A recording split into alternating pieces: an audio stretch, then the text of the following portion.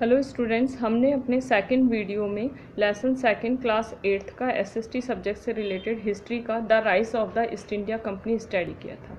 उसमें हमने ये पढ़ा था कि बैटल ऑफ बक्सर के मेन रिजल्ट थे।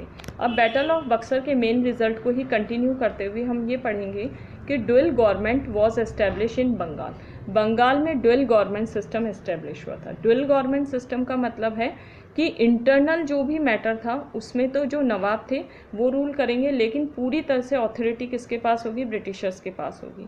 पॉइंट पे आते हैं हम।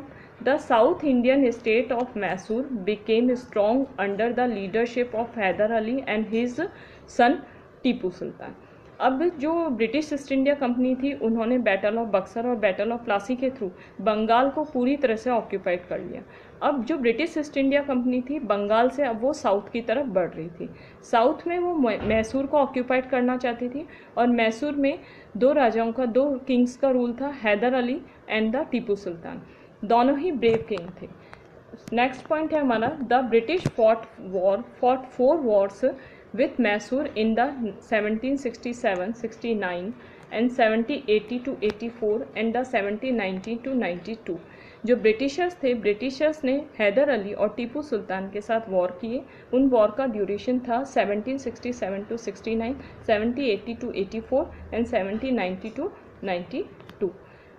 अब हम direct third Anglo Mysore war पे आ जाते हैं, जो कि इम्पॉर्टेंट टॉपिक है। इन नोट्स में मैंने केवल इम्पॉर्टेंट टॉपिक ही बताए हैं जो हमारे बोर्ड एग्ज़ाम के अकॉर्डिंग इम्पॉर्टेंट है, और आपको लेसन भी बहुत शॉर्टकट में आप इजी वे में पढ़ लेंगे। Third Anglo Mysore war fought between Tipu Sultan और Britisher. Third Anglo Mysore war हुआ था टीपू सुल्तान और ब्रिटिशर्स के बीच में हुआ था। थर्ड एंग्लो मैसूर वॉर में टीपू सुल्तान और ब्रिटिशर्स के बीच में श्रीरंगपट्टनम की ट्रीटी हुई थी। टीपू सुल्तान और ब्रिटिशर्स के बीच में श्रीरंगपट्टनम की ट्रीटी हुई थी।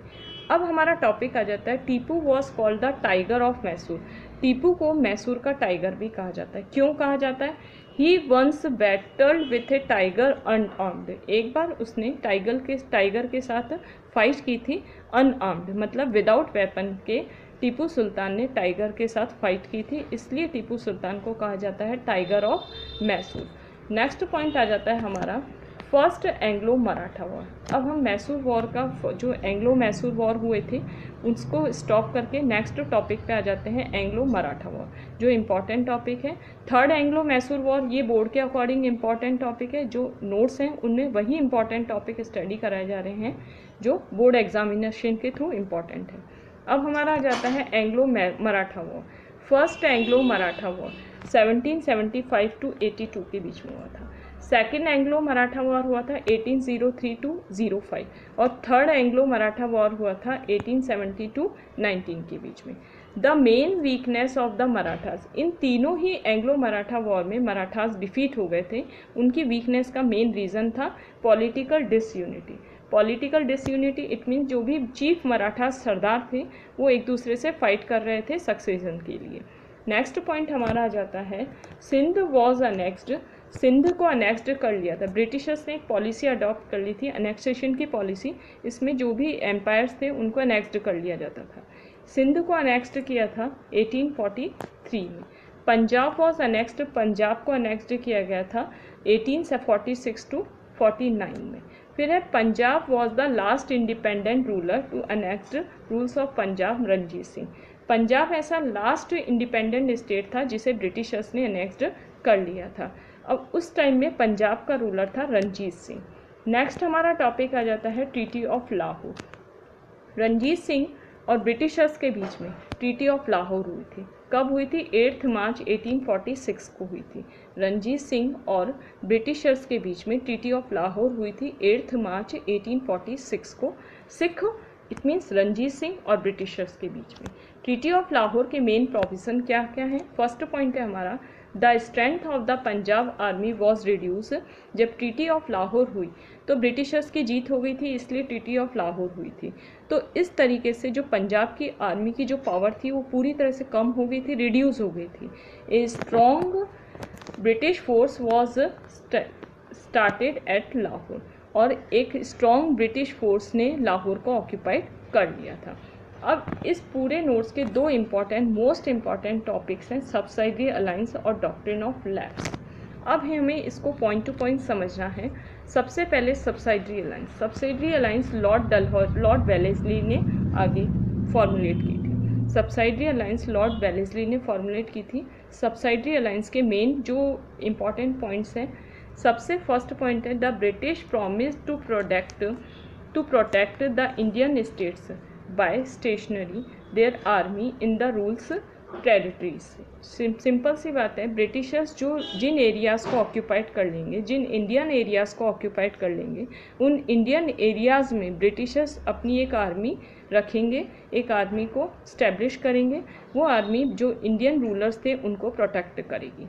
नेक्स्ट पॉइंट आ जाता है the Indian state had to make payment for their keep, और जो इंडियन स्टेट्स उस आर्मी की जो पेमेंट करेंगे, जैसे ब्रिटिशर्स ये पूरी तरह से बहाना बना रहे थे कि हम अपनी आर्मी रखेंगे इंडियन एरियाज़ में और उन इंडियन एरियाज़ को प्रोटेक्ट करेगी हमारी आर्मी।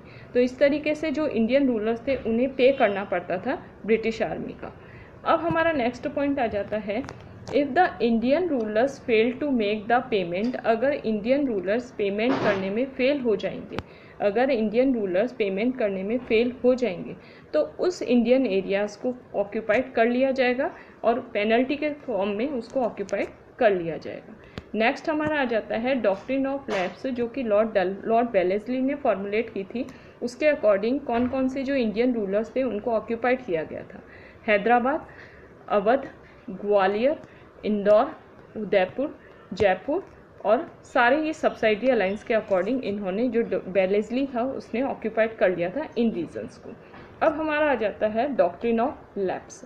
सबसे पहले doctrine of lapse Lord Dalhousie ने फॉर्मुलेट की थी। कब की थी? 1848 टू 56 में फॉर्मुलेट की थी।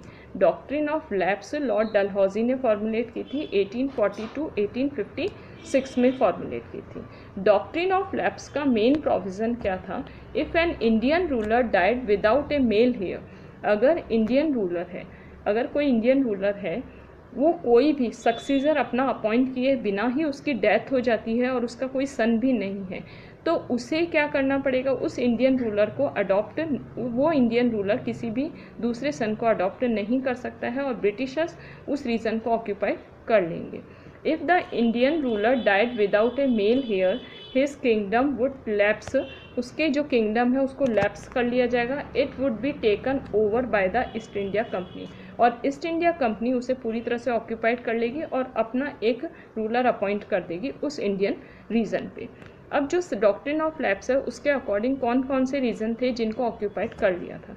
सबसे फर्स्ट है सतारा, संबलपुर, उदयपुर, नागपुर और झांसी। नेक्स्ट हमारा टॉपिक आ जाता है लॉर्ड कॉर्नवालिस। लॉर्ड कॉर्नवालिस ने एस्टेब्लिश किया था, इंडियन सिविल सर्विस को एस्टेब्लिश किया था। क्यों किया था? Because only well trained civil servant, जो वेल ट्रेन्ड सिविल सर्वेंट होंगे वो ही पूरी तरह से एडमिनिस्ट्रेशन चला सकते हैं इंडियन टेरिटरीज़ का। लॉर्ड कॉर्नवालिस ने इंडियन सिविल सर्विस से इसका फॉर्मेशन किया था। वो इसलिए किया था क्योंकि लॉर्ड कॉर्नवालिस का ये मानना था कि जो सिविल सर्वेंट्स होते हैं वो ही, केवल जो एडमिनिस्ट्रेटिव जो ऑफिसर्स होते हैं वही इंडियन टेरिटरीज़ का एडमिनिस्ट्रेशन चला सकते हैं। नेक्स्ट पॉइंट आ जाता है first Indian to pass the civil services. First Indian जो लॉर्ड कॉर्नवालिस ने सिविल सर्विसेज स्टार्ट की थी, फर्स्ट इंडियन ऐसा कौन सा था जिसने सिविल सर्विस एग्ज़ाम पास किया था? सत्येंद्रनाथ टैगोर। सत्येंद्रनाथ टैगोर ने first civil service exam pass किया था। Second important pillar of the British government, second important pillar था जिसने ब्रिटिश गवर्नमेंट को स्ट्रॉन्ग बनाया था, आर्मी। सेकेंड पिलर था जिसने ब्रिटिश गवर्नमेंट को स्ट्रॉन्ग बनाया था, army. Third pillar of the British rule was the policy. British rule का जो थर्ड पिलर था वो था पुलिस। थर्ड पिलर था ब्रिटिश एम्पायर का, जिसे स्ट्रॉन्ग बनाया था ब्रिटिश एम्पायर ने, पुलिस। नेक्स्ट हमारा आ जाता है Lord Cornwallis. In 1865 the high court, Lord Cornwallis ने 1865 में हाई कोर्ट को एस्टेब्लिश किया था कैलकाटा में, मद्रास में और बॉम्बे में। लॉर्ड कॉर्नवालिस ने 1865 में हाई कोर्ट को एस्टेब्लिश किया था कैलकाटा, मद्रास और बॉम्बे में। नेक्स्ट हमारा टॉपिक आ जाता है In India, the British introduced the modern concept of the rule of laws. India में ब्रिटिशर्स ने इंट्रोड्यूस किया था लॉस के रूल्स को। इंडिया में ब्रिटिशर्स ने इंट्रोड्यूस किया था लॉस के रूल्स को। स्टूडेंट्स, ये लेसन हमारा यहीं फिनिश हो गया है। लेसन सेकंड SST हिस्ट्री का the rise of the East India company class 8th से रिलेटेड।